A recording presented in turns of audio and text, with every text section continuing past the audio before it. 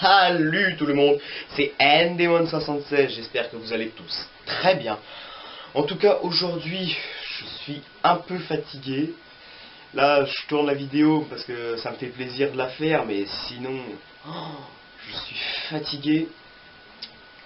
Enfin bref, j'espère que ça va pas influencer votre plaisir à regarder cette vidéo pour laquelle je me donne du mal à tourner. Anyway, donc aujourd'hui on se retrouve pour une petite demande.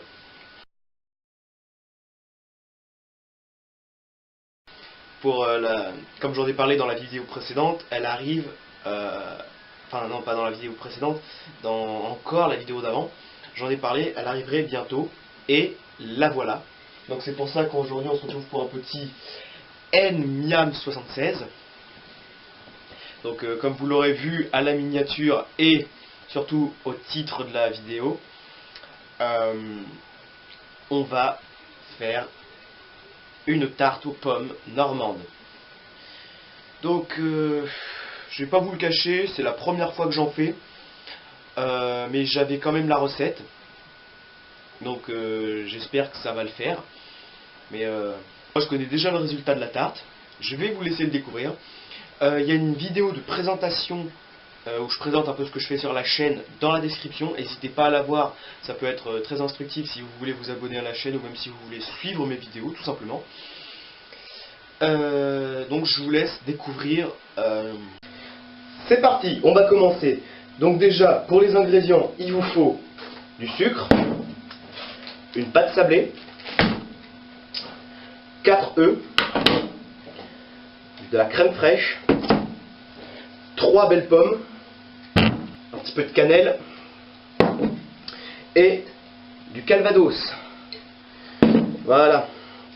Donc pour les ingrédients, voilà ce qu'il vous faut. Et pour le matériel, il vous faut donc un plat à tarte,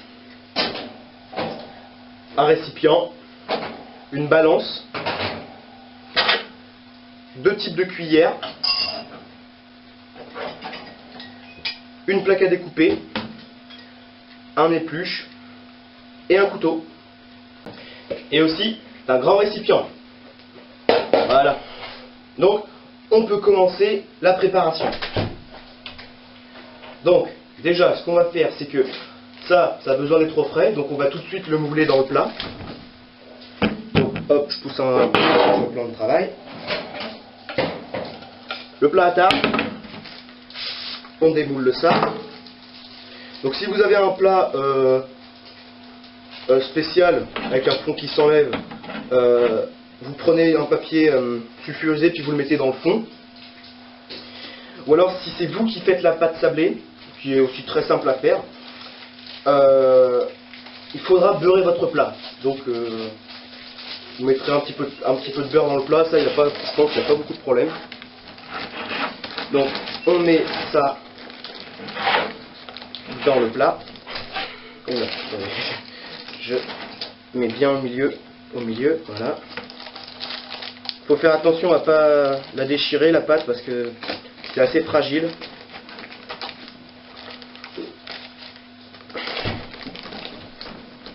Voilà. Je pense que c'est bon. Bon, l'inconvénient de mon plat c'est qu'il est peut-être un peu petit, mais je pense que ça le fera. Voilà, je vais découper ça.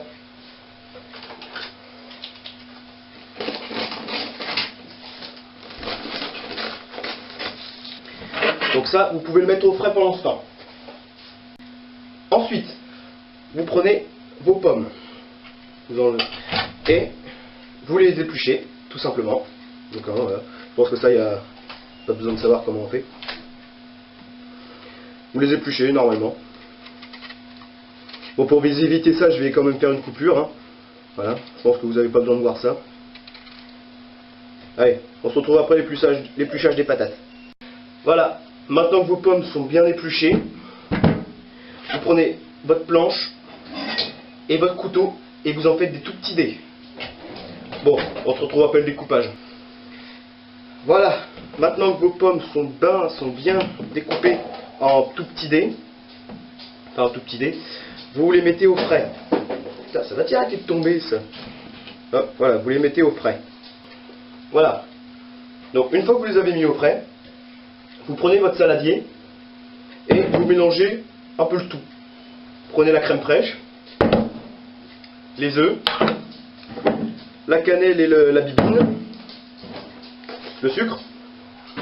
Donc je vous donne les doses. Donc il faut 150 g de crème fraîche. Donc voilà, on va casser les œufs. Voilà. Et de là. Et de deux.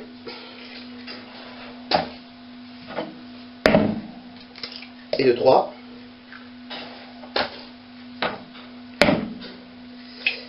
Et de 4.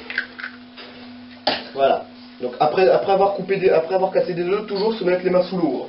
Même se les laver, c'est encore mieux. Voilà. Parce qu'on a beau dire, mais un œuf ça sort quand même du cul de la poule. Donc vaut mieux se laver les mains après. Donc ensuite, vous prenez votre balance, ainsi que votre récipient. Vous la posez sur un endroit bien plat. Vous allumez la machine, vous la tarez avec le récipient. Mon chien est en train de défoncer la porte pour venir me rejoindre. Et vous pesez votre sucre. Donc vous prenez votre grande cuillère, ça ira plus vite. Et vous pesez 100 g de sucre. Donc, voilà. Ah, trop. Voilà, 100 g. Donc, une fois les 100 g de sucre pris, vous mettez ça avec les œufs. Voilà. Ensuite, comme c'est bien, votre balance est déjà tarée. Vous prenez 2 g de poudre de cannelle.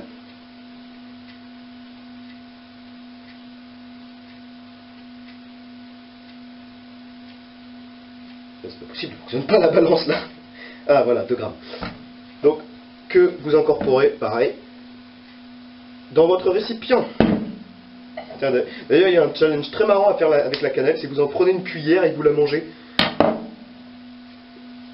Je mets au défi quiconque de vouloir réaliser ce défi parce que c'est impossible à réaliser. J'ai éteint la balance. Donc ensuite, il faut donc le sucre, les œufs, la cannelle, 3 centilitres de calvados. Donc vous prenez votre bibine et vous en versez vraiment un tout petit peu. Hein.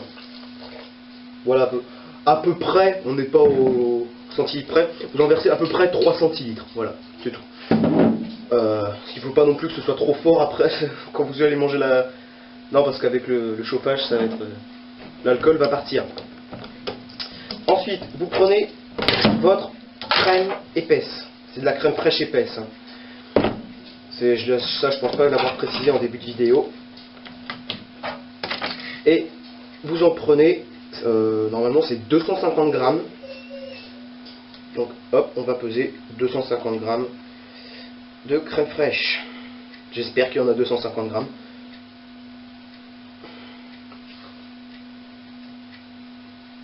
« 246, 250 grammes, voilà. Donc 250 grammes de crème fraîche que vous rajoutez, pareil, dans votre mélange. Ouf. Voilà. Voilà. Et maintenant que vous avez tout ça mélangé, et ben vous mélangez. J'ai mis le sucre dedans. Je le vois pas. Oui, j'ai dû le mettre. Allez hop, vous mélangez énergiquement.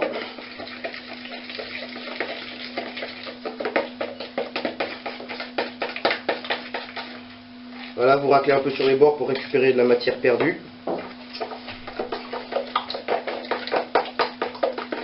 Et il faut obtenir une pâte quand même assez... le plus homogène possible. Même si avec la cannelle ça va être un peu dur. Il faut obtenir une pâte le plus homogène possible. Voilà ce que ça donne. C'est dégueu. Hein. Voilà. Maintenant, ce que vous faites, c'est que vous allez rechercher votre plat avec la pâte dedans. Donc voilà votre pâte. Et il faut aussi aller rechercher vos pommes. Donc, prenez votre plat et vous y mettez les pommes dedans. Voilà, c'est un peu logique. Et hop, toute la pomme. Et vous étalez pour égaliser à peu près le tout, pour qu'il y en ait à peu près partout pareil. Voilà, donc une fois ceci fait, vous avez toute la pâte, toutes les pommes bien égalisées partout. Vous prenez votre mélange bien pâteux et vous le versez dessus, en faisant gaffe qu'il y en ait bien à peu près partout. Même si c'est liquide, vous pouvez encore en mettre partout en versant le plat, en le penchant de tous les côtés. Mais c'est mieux d'en mettre partout soi-même. Donc ça évite de faire ça. Voilà. Donc maintenant, hop, on va en mettre un peu partout comme ça. Voilà. Et voilà. Donc vous obtenez un truc comme ça. Là, ça donne pas vraiment envie. Hein. Puis ça sent fort l'alcool. Donc voilà. Voilà ce que ça vous donne à peu près. Ça donne faim. Hein. Donc, maintenant que vous avez mis tout ça, vous avez oublié de préchauffer votre four si vous êtes comme moi. Donc, pour préchauffer le four, il faut que ce soit à 200 degrés. Donc, on va tout de suite le mettre à 200 degrés. Et le laisser préchauffer pendant une dizaine de minutes normalement. Donc, on se retrouve une fois que c'est préchauffé. Voilà, maintenant que votre four est préchauffé, et la suite elle est logique. Hein. La suite elle est logique. Vous insérez votre tarte catin dedans. On se retrouve après la cuisson.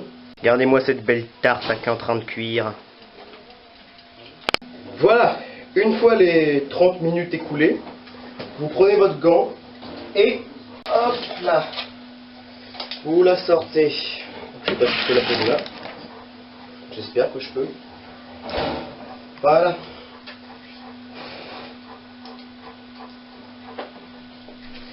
Voilà.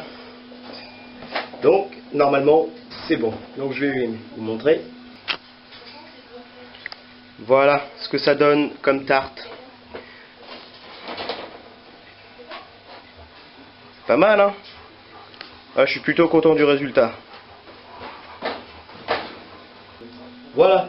Mais il y a une petite truc que je vous ai pas dit, c'est pourquoi une petite cuillère? Et tout simplement pour prendre un petit bout et puis le manger.